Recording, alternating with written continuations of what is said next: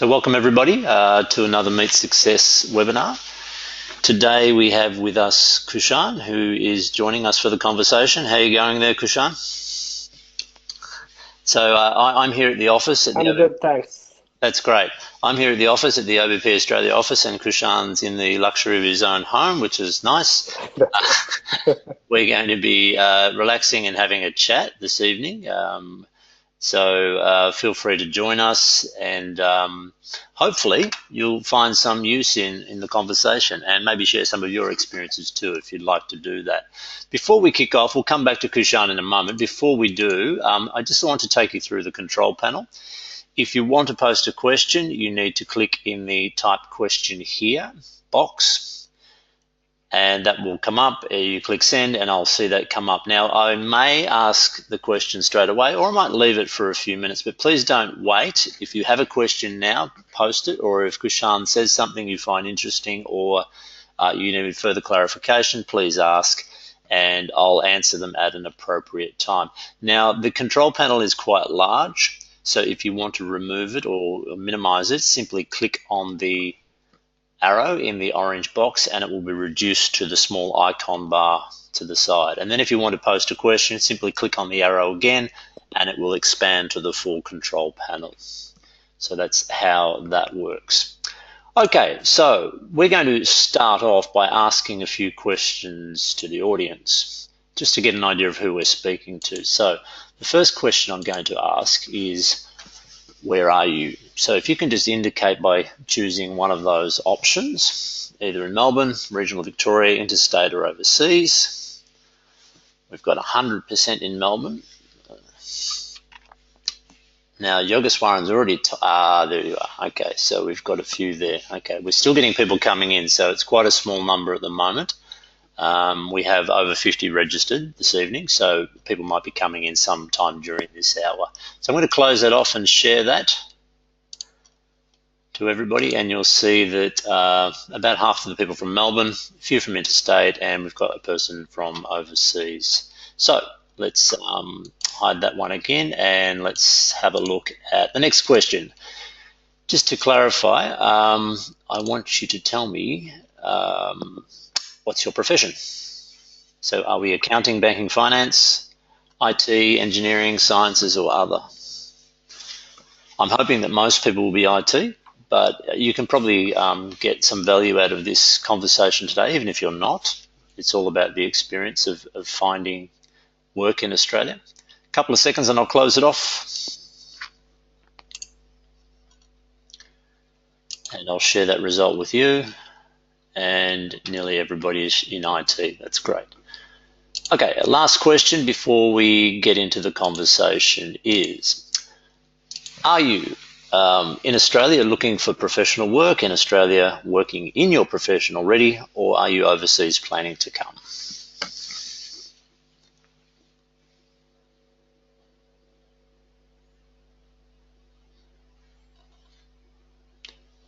Okay, I'll close that one off in a moment.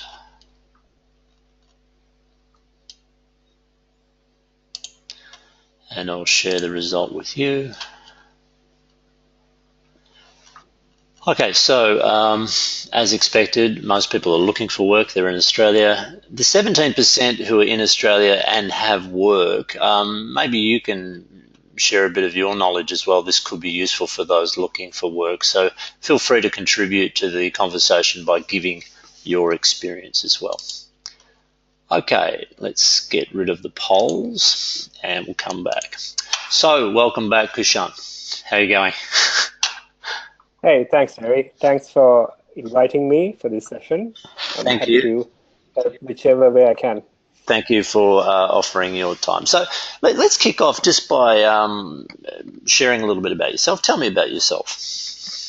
Yeah, so I initially came to Australia in 2013, around March. And after coming to Australia, I, like everybody else, started looking for a job.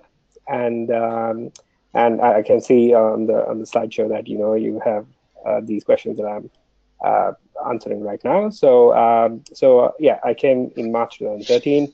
And I initially, before coming to Australia, I was in the IT sector, and I came here from Dubai, and I worked in Dubai for about 3 years, and in the banking sector. And even though it's a banking sector, I worked there as a programming analyst, doing languages like C Sharp, ASP.NET, SQL, etc. And then once I got my PR, and when I came here, I started looking for a job, and luckily for me, I got a job in Brisbane. I initially came to Melbourne. Sorry, I forgot to tell you. Initially, I came to Melbourne because my sister was here, and then luckily I got my first opportunity in Brisbane. So that's how it started. Okay, so you were in Melbourne when you got an opportunity in Brisbane? Is that right? Okay. That's correct. Yes. So I had to move to Brisbane, and it started off there. Excellent. So you applied from Melbourne? That's correct. Yes. Excellent. Okay, well done. Okay, and just for those of you who, for the people who are listening who may not have a clear idea of what your job is, just give us a rundown on what you do on a daily basis. Yeah, currently I'm a cloud applications manager at a company called Deakin Co. So it's a commercial entity of the world-renowned Deakin University. So what we do is we are into the higher education sector. In other words, we run training programs such as the compliance, research, and other higher education related applications for our clients, which currently are ANZ, all the big four banks, FPA, which is Financial Professionals Association, CPA, School of Psychology in Deakin, etc. So part of my daily job, is to maintain the learning infrastructure at Deakin Co and the cloud applications that we run for these clients that I just said. So what is learning infrastructure? So we actually have a learning management system called Janison, which is a Australian product, and we take that particular product and configure it based on our clients' requirements, and then deploy it, in client sites. So that is our main job. Apart from that, like I said, we have some bespoke applications that we host for our clients, and that in turn help them to meet their client needs. Excellent.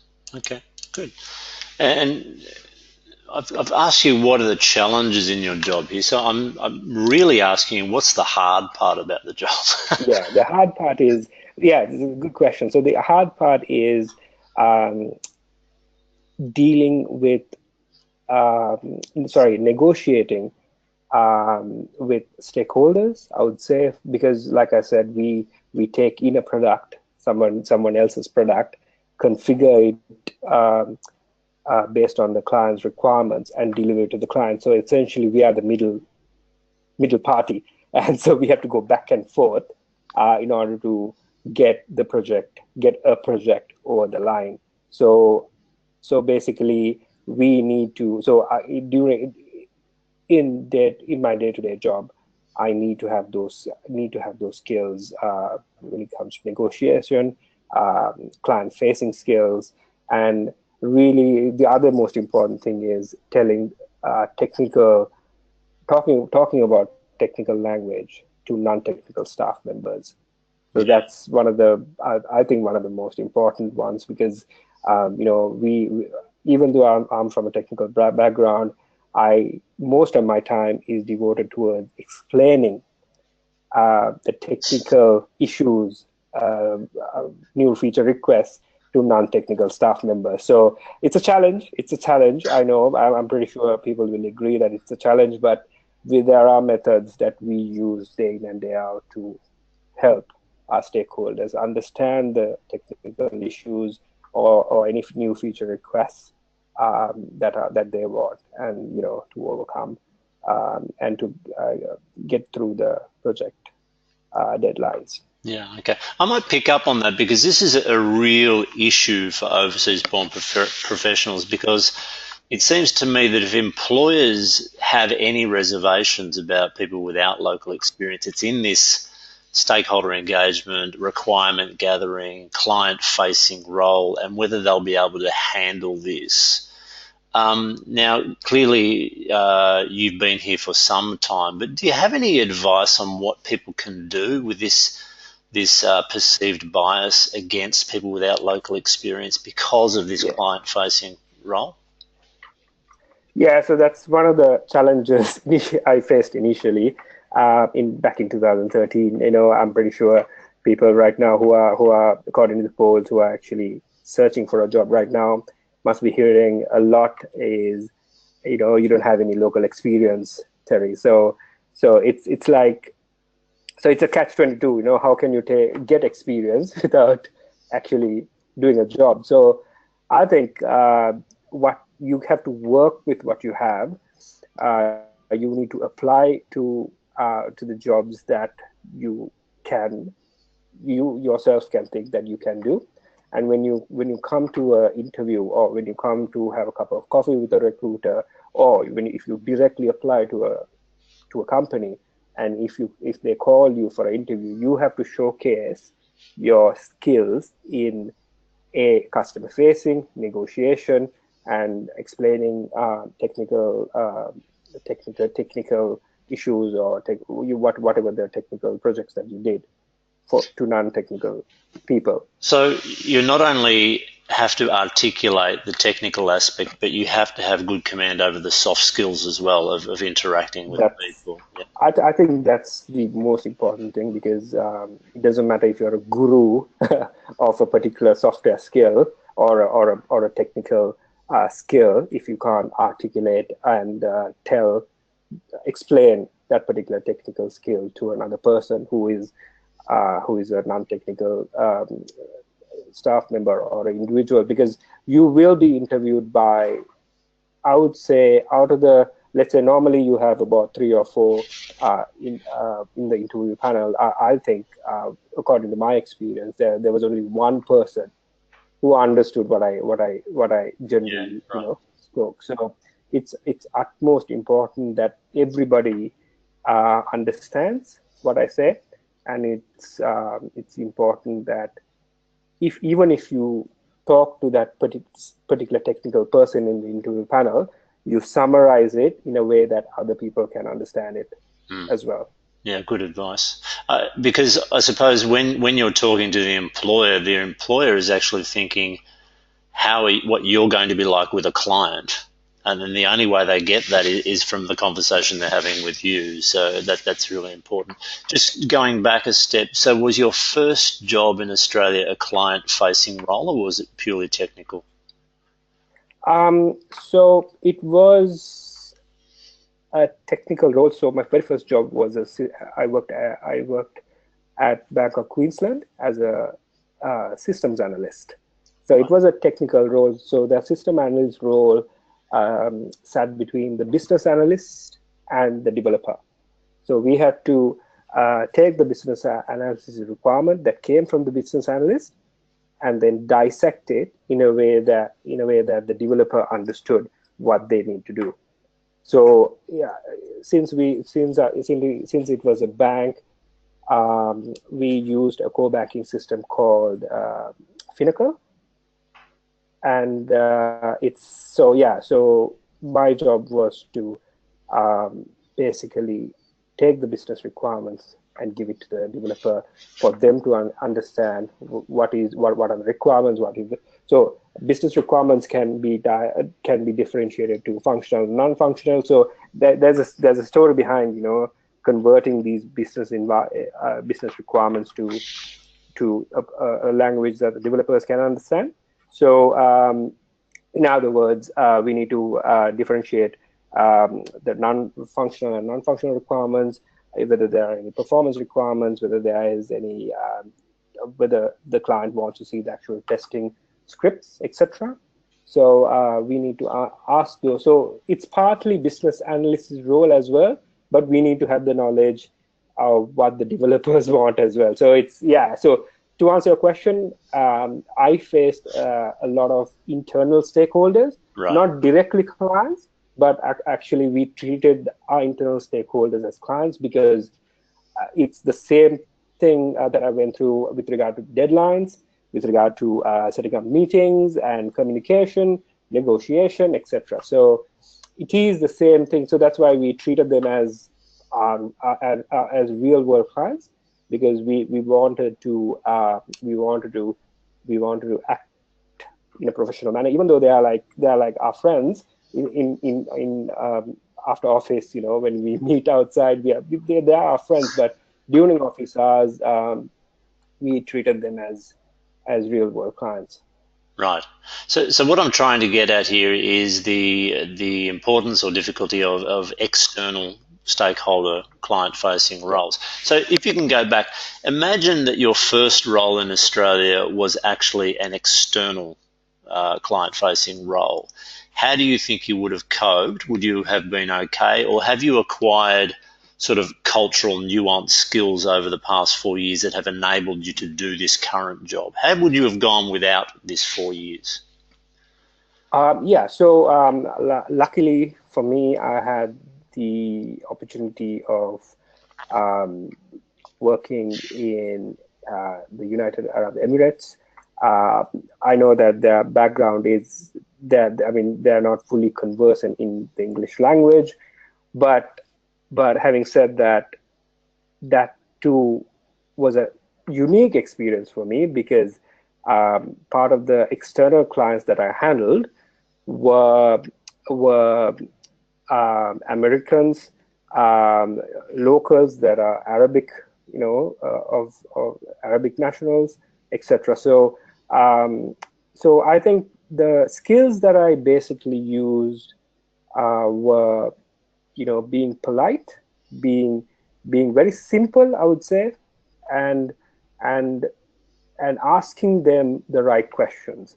So I know that you will ask me, how do you do that? I think you need to immerse yourself in the project, in the subject that you are talking about. Like if you go to a client meeting, you need to do your background information check before you before you do, and you need to have a plan every time you go to a client meeting. If you are organizing that client meeting, you must have an agenda, and you need to stick to the you need to stick to the meeting time frame, and you need to show the client, whoever it is, whether it's an Australian client or any other client. You need to show that professionalism, uh, that says that you are here to do a job, and you need to, and that will help them to build confidence. I think that's the other thing, Terry, I want to tell our attendees today, that if you're facing an external client, you need to give them confidence, the confidence that you as a person can deliver what you are required to do. Yeah. Yep, great. Now, that's great advice and good advice for what you actually do when you meet people, whether in interview, networking, or whatever. That making them feel comfortable with you is really important. What about in the application process, because people don't get to see your interpersonal skills?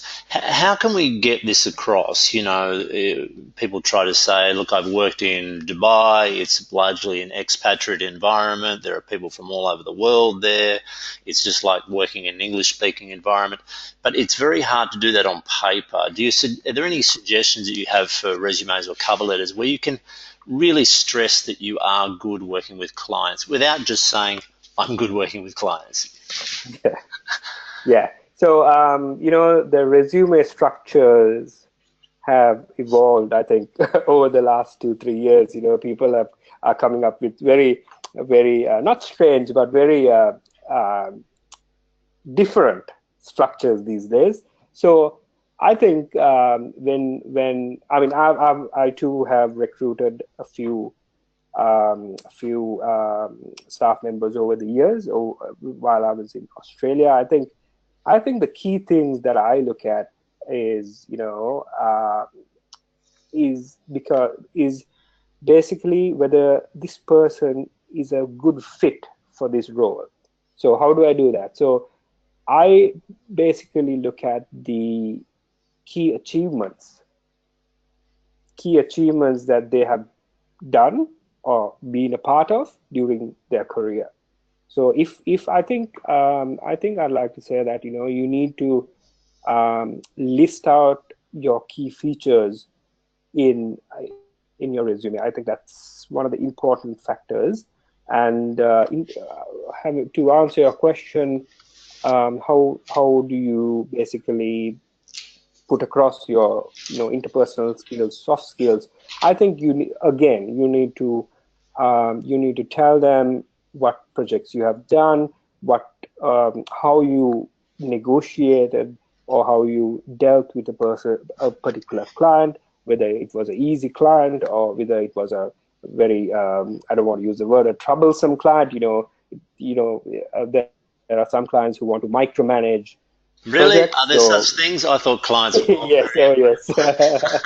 So so there are people like that, and so you need to tell them, you need to tell in your application that how you dealt with the situation, what was your role in it, and how you overcome, how you basically was it a successful project, or what were the numbers of, for example, number of users who use that application, any cost involved or any time frame involved. So these are the things I think that really will benefit your resume, and that will basically help you to get across the line. Yeah, I think that's really good advice. I mean, achievements, concrete examples are far more powerful Yeah, than just your skills. I mean, often if people just list their skills, it's just restating the position description in many ways, you know. absolutely. There's no Yeah, evidence that you have done something. So that's great yeah, advice. And also, I think what you're saying there before about that is that if you can do that clearly on paper, people will get the impression that you can do it in person as well. But if your resume is cluttered, it's full of everything and things that are not relevant without examples, then this is likely to come through when people meet you as well. That's an impression people will get and an assumption people will make. So yeah, that's really useful advice there, Kushan. Okay, let's move on now. We have a question come through from Vinoy. Vinoy has asked, let's just go back to that one.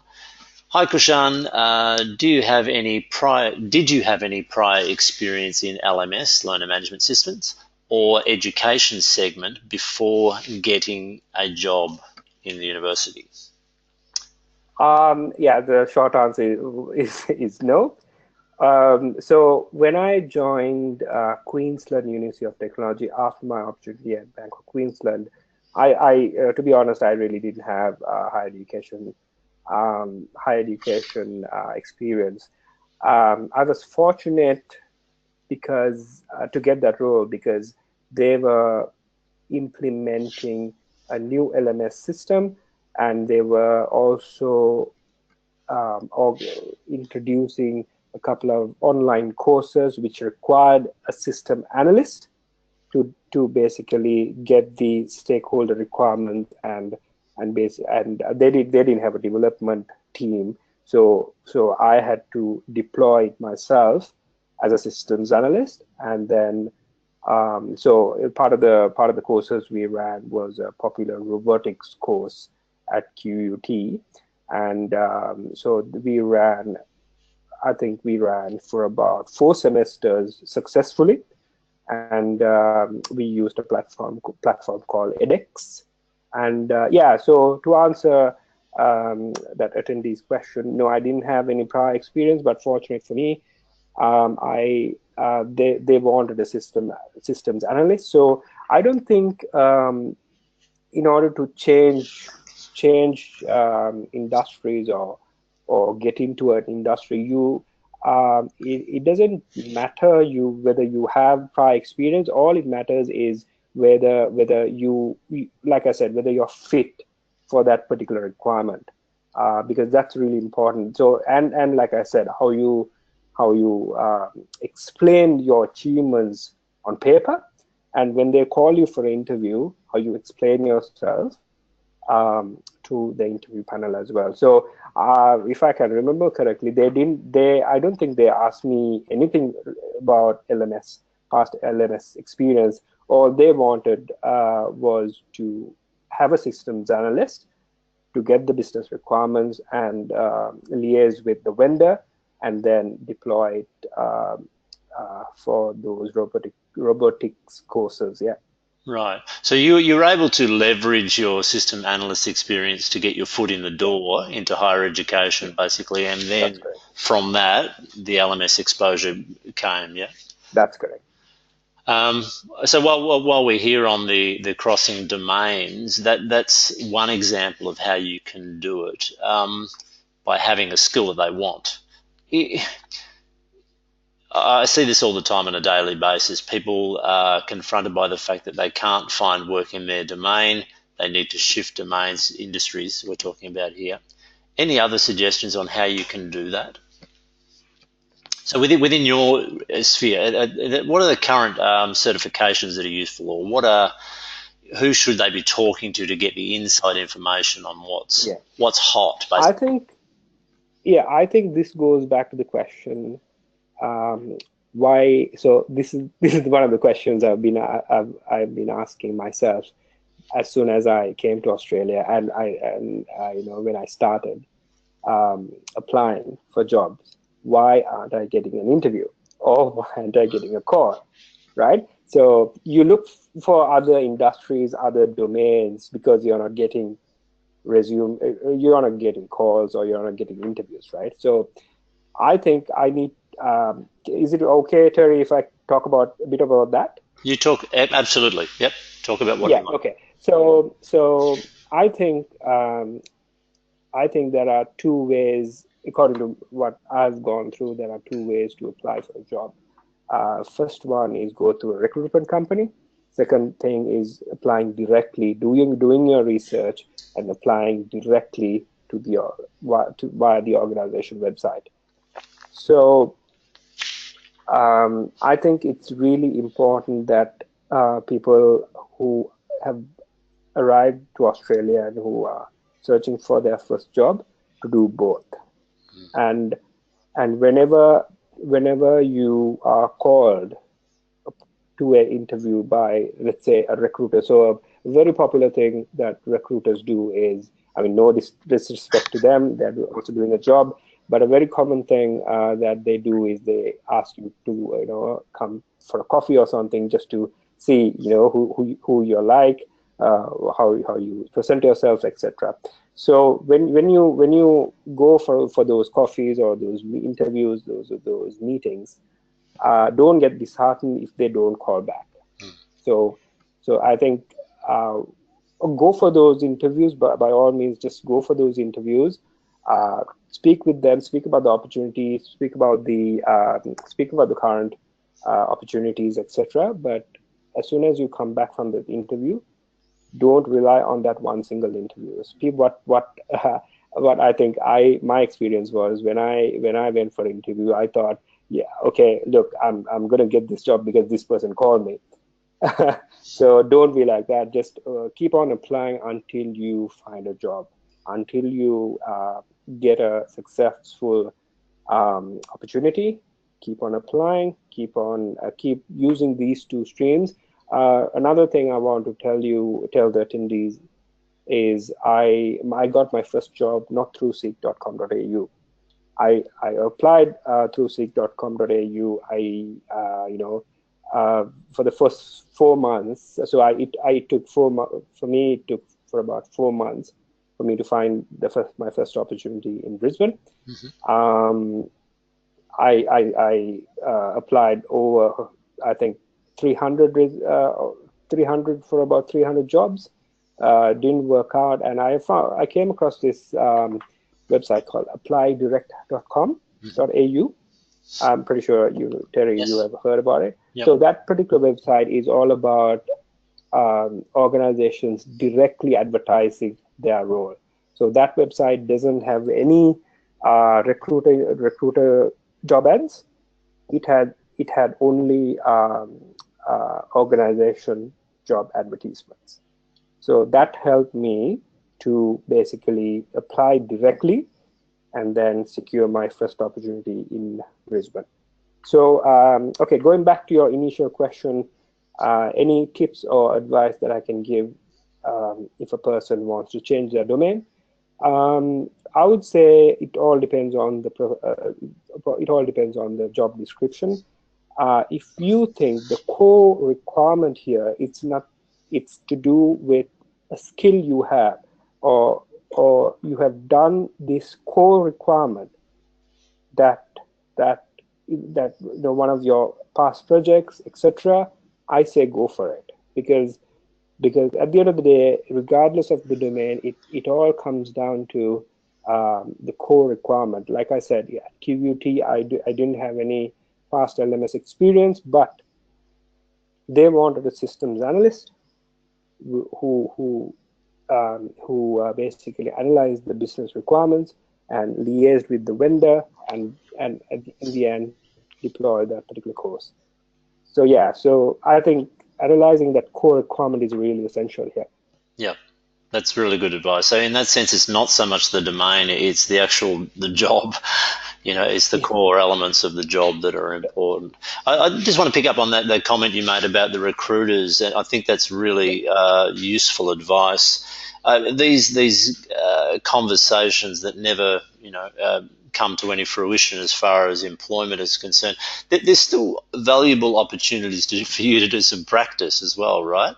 To meet people and That's talk correct. about yourself. That's absolutely correct. When That's somebody says, correct. tell me So, about yourself, wow, you've got an audience all of a sudden and it's real. So there's no job at the end of it. Big deal. You've just got to use this as an opportunity, yeah? yeah.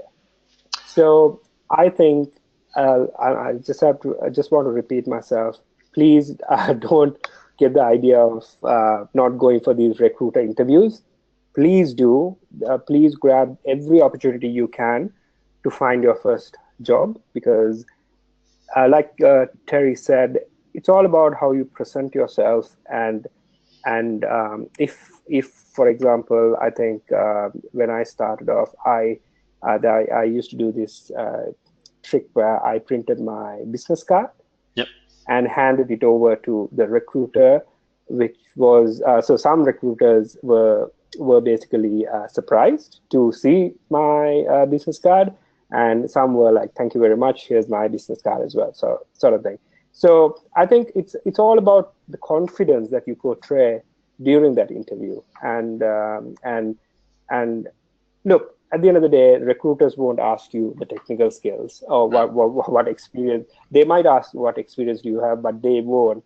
90% of the time will not ask your technical skills.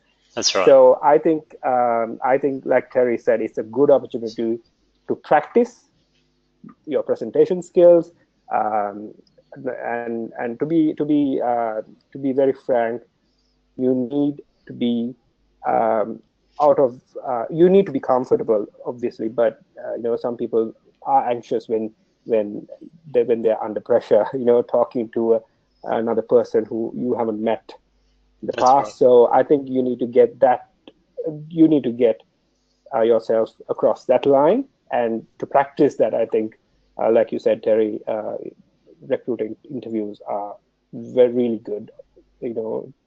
Please use them as opportunities. That's right. And in lots of ways, maybe it's good that the first few meetings and interviews you have don't have anything writing on it. You get 4 or 5 opportunities to talk to recruiters to practice all this stuff, and then you might actually get to meet an employer, and you've had all that time to practice. So, yeah, really, really good advice there. So we're talking to Kushan, who is a manager cloud services professional, and if you have questions, please post them so we can ask them. I've got a few coming through. It's good if we can get some questions so we know of what direction you'd like us to take the conversation in as well.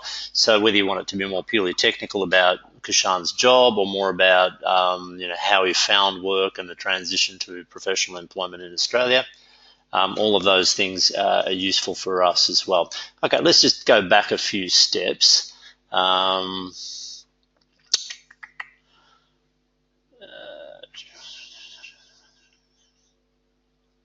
Okay, so you're in a profession where you have to learn new things all the time. So if you're an accountant, all right, yeah, there's new software, there might be new processes, new changes to taxation law, but really, I mean, it's money coming in, money going out. There's not a lot of change, and with many professions, it's like this.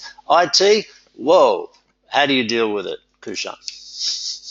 Yeah, so as everybody knows, IT, I think, is one of the most most evolving industries that is out there. It's you hear like 100 different applications or apps, like as we call it, every single day, and you need to be up. You need to keep yourself updated in these in the with regard to the applications, with regard to the technical capabilities of a particular application. So yeah, so I think the essential skills for my job is basically, apart from the core soft skills, is basically, uh, I think the analytical part of it is very important, because because if you're presented with a problem, you need to know how to basically analyze it first, see whether you have all the information that you need to resolve that problem, and then you need to know whether to go back to the client and say, look, we have more questions, or to take it in and to resolve it. Um, when it comes to technical skills, I would say AWS, Amazon Web Services, is I think one of the um, most popular cloud services systems that we have right now.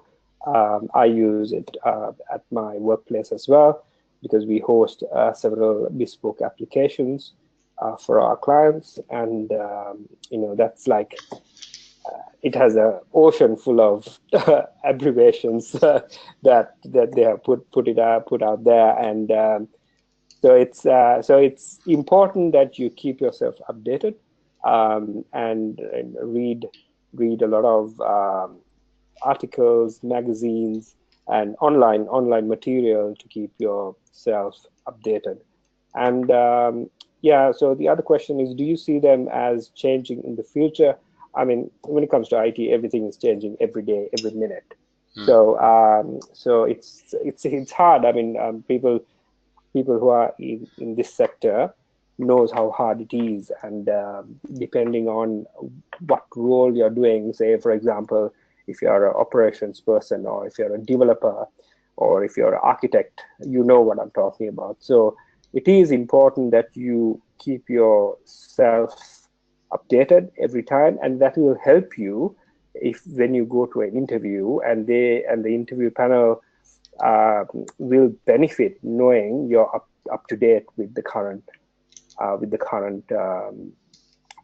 environment, or the current affairs of technology, let's say. So it is important, and it is changing. I mean, when it comes to IT, Terry, it is changing every minute. So And yeah, sorry. So you mentioned doing reading, professional reading, going online, and so on. What about for practical skills where you really need to implement some of these things? And if you don't have a job, you don't get to see it functioning. You're not exposed to the actual workings of it.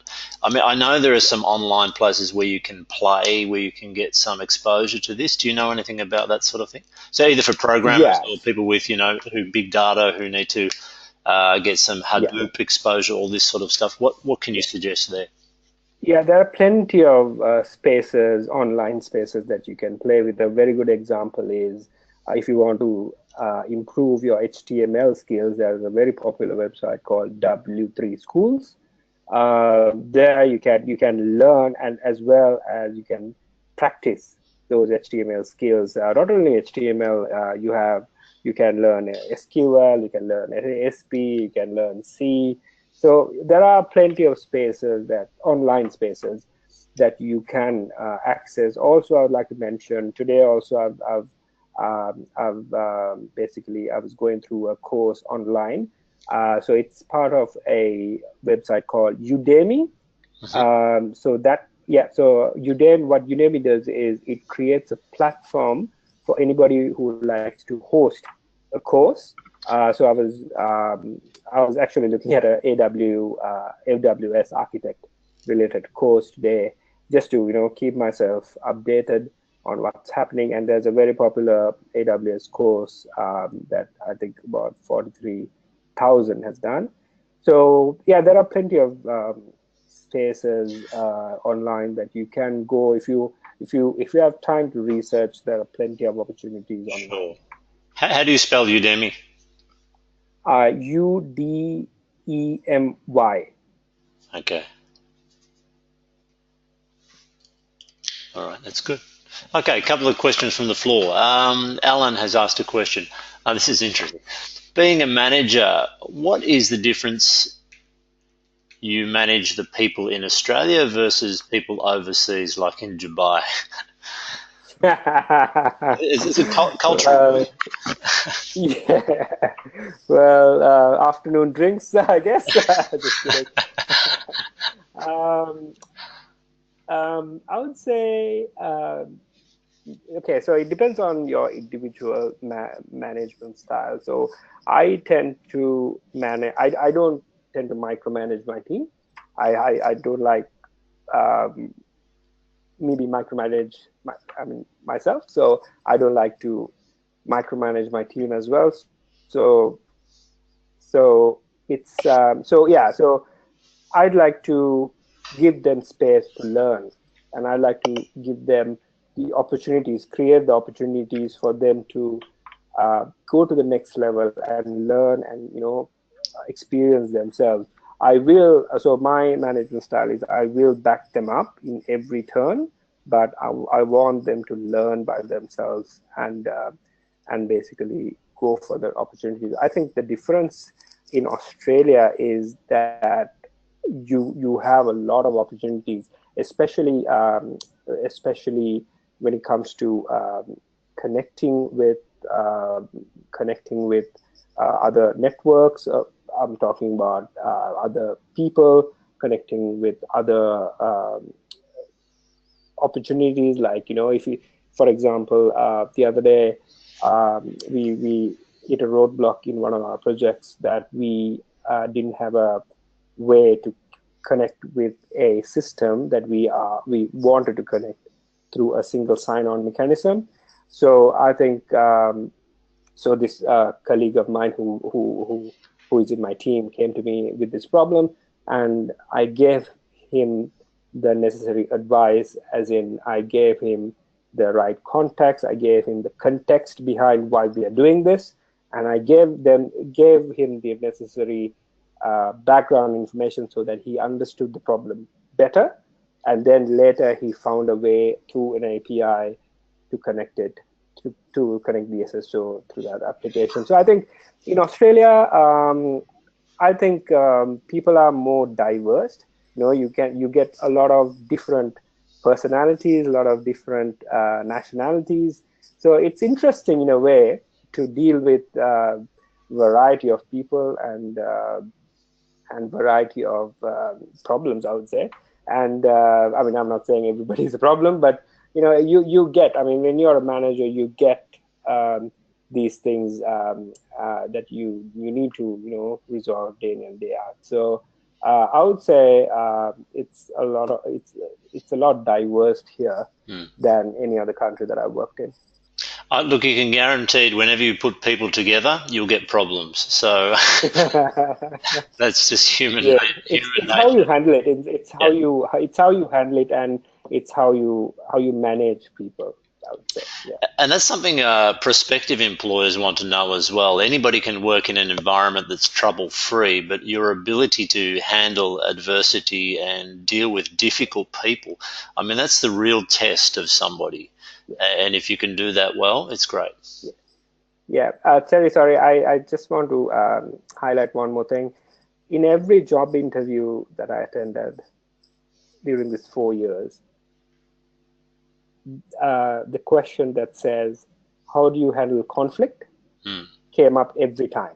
Yes. So I'd like to ask the attendees today to practice your answers before going for a chat with anybody, because that is a question that they ask me in every interview, because that they want to know your personality as well, how you handle things, for example, a very popular example is if you're in a brainstorming session and if your idea is not considered, or you propose an idea but your boss propose another idea which is taken in, how do you react, sort of thing. So these are the situations you need to be familiar with. I'm pretty sure the attendees today have dealt with with that particular situation in the past, but it's all about how you present and how you remain calm and how you present.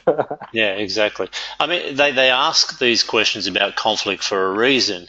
It's Yeah. because if somebody's appointed to a job and there is a problem with that new appointment, it's 99% of the time about people. It's not about technical skills. Okay, so they can work out fairly well with an assessment of your depth of knowledge on technical matters. That's usually not the case of a job not going well and somebody being dismissed. It's nearly always the case when it's conflict. So if they can get any signal that this might happen, any warning signs, then that's what that question is designed to do. Yeah, that's great. Okay, so we've only got about 5 more minutes. If you want to post a question, better do it pretty quickly because we're just going to round up in a moment. Let's move on from this.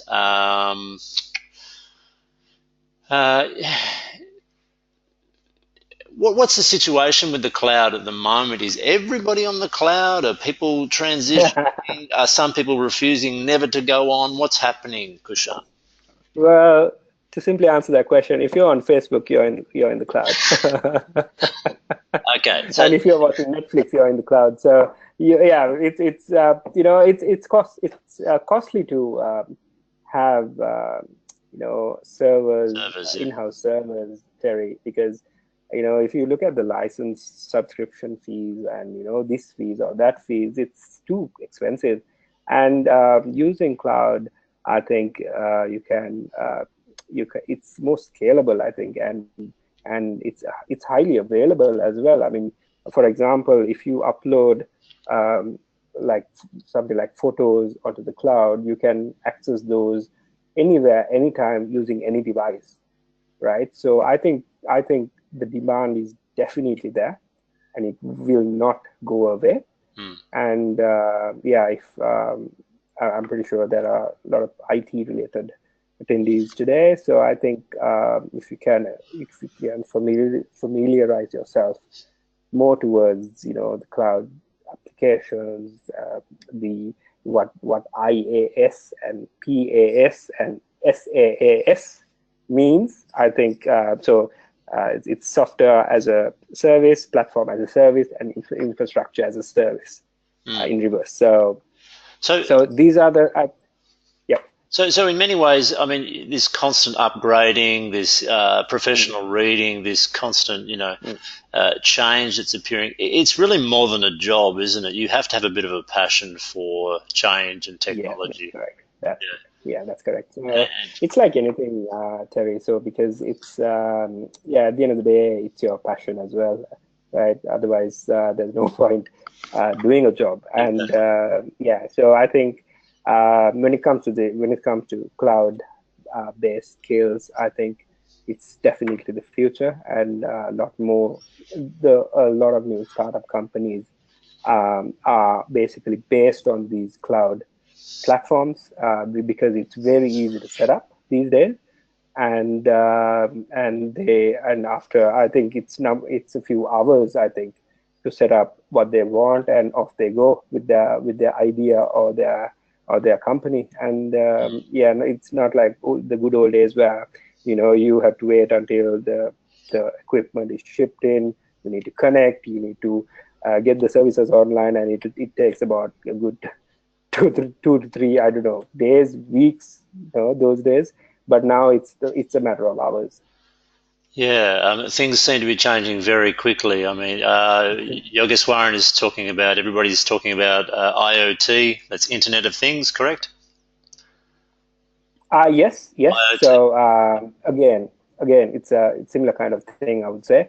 And yeah, if like I said, if you think that if you're applying for a job, and if you think that these they will ask these particular skills, I would definitely say that you need to have some real world examples, a real world experience for you to present to them, so that they have confidence in you, to do the job. Hmm. Okay. And of course, there's blockchain, which is going to change our life, and there'll be no need for Yes. accountants and banks, and all this distributed ledger will be out there, so our transactions will be seamless and our records impenetrable and so I don't on. want I don't want to scare the accountants, though. Yeah, I think Yeah. everybody will find new work in the future. Okay, we've got a couple of minutes. We think we know you're in a good situation with the economy in your profession. It's a growing area. Yeah, just a little bit about the. I find a lot of Australian workplaces are quite casual these days. How are you expected to dress at work there? Yeah, most of my days I wear casual, but there are days, as in about uh, twice a week, that I meet clients. At those scenarios, I wear formal clothing, but other days, or especially on a Friday, it's all casual. Yeah. Okay. So it depends on the scenario, yeah. Yeah. And it's better to check with your employer what they're comfortable with as well. Yes. Yeah. Yeah. Let's just move through some of these before we get to, yeah, just maybe let's just finish up on some general advice or maybe specific advice that we haven't had a chance to talk about. Yeah. I met a lot of people who are, highly stressed because it's a difficult situation. They've made a massive break from a good life in a country which was their birthplace, where they had friends and family, strong cultural connections. They've arrived in Australia thinking they'd be able to find work fairly easily, and it doesn't always happen. Yeah. So, what sort of encouragement can you Yeah. give, Kushan? Yeah, that's actually the scenario that I went through as well, the exact same scenario that you just described as well, because I was very much settled in Sri Lanka when I got this opportunity. So I think the main thing is to stay calm, even though I finished my career in Sri Lanka as a manager, a project manager, managing a 30-member team. But unfortunately, since I want to break into the Australian job market, um, I had to step back, or step a level down in my career to start up. Right. But I think I had confidence in me that if I get an opportunity, I can work my way up to a manager role, which I eventually wanted to do. So I think I'm not saying, if you're a manager, just to go for a data entry operator level, but see how you feel. Read these job applications thoroughly, and and just imagine yourself doing that particular job, so that and have a plan. I would say always it helps to have a plan, even though you cannot find your ideal job as your first job in Australia. It's really important that you tell yourself that one day, I'm not talking about in 10 years, 15 years time, but I mean, if you're a skilled person, and if you present yourself well, I would say within a matter of years, I think couple of years maximum, you can get to where you are, where you want to be. And for example, if you're a manager, like in my scenario, if you're a manager, let's say in the country that you were born, and you want to get a managerial role in Australia, I think you need to give it time, and you need to let the employers also understand what skills you have, how you present, what soft skills you have. Can they use your skills to achieve whatever the project goals they have? So I think I think you need to understand the employer's perspective as well, and have confidence. I think that's one of the important things as well. Have confidence in yourself that you can one day achieve the position you want to. Yeah, it's nice to hear that from somebody who's been through the experience, and that's one of the main reasons we have these conversations Yeah. online, so people can have a little bit of hope. If it's any consolation, I see so many success stories. Okay, you must be optimistic. It just takes time. Uh, Yes. there are That's it. too many success stories to think otherwise. So there are many opportunities in Australia, but it's not always easy going at the start. And I think Kushan's story is an example of that. And yeah, so thank you for joining us this evening, Kushan. And I think That's okay. everyone's got a lot out of this session. And I hope everything goes well for you in the future. And keep in touch. Yeah. And we Thank you, might, Terry. no problems. And we might finish up there and have a good weekend. Do you watch the football, Kushan? Yep, I support the Bombers actually. Oh, that's a bit of bad luck. uh, But I'm a St yeah, Kilda supporter, so we were out ages ago. So okay. you got one step better than us. Yes. So Yeah. those of you who All don't right. know, go. Sorry, go ahead. Yeah. Sorry. Sorry, Terry. I just want to wish you, all the attendees the very best. Just want to say that don't feel hopeless, even if you don't find if your first job interview doesn't go your way. Just keep trying and hope for the best. It'll the job out. There's one job out there for you, and it'll come if you're patient. Excellent. So with those reassuring parting words, we'll say good evening to everybody and sleep well. And join us next week, same time. If you're interested, you'll all get an invitation to the next session. We've got everybody saying thank you, everybody. Pleasure to be part of this talk. Thank you, bye-bye. So everybody's very appreciative. Thanks again, Kushan, Right. and see you again Thanks, sometime. Terry. Have a good Bye. night. You too. Thanks.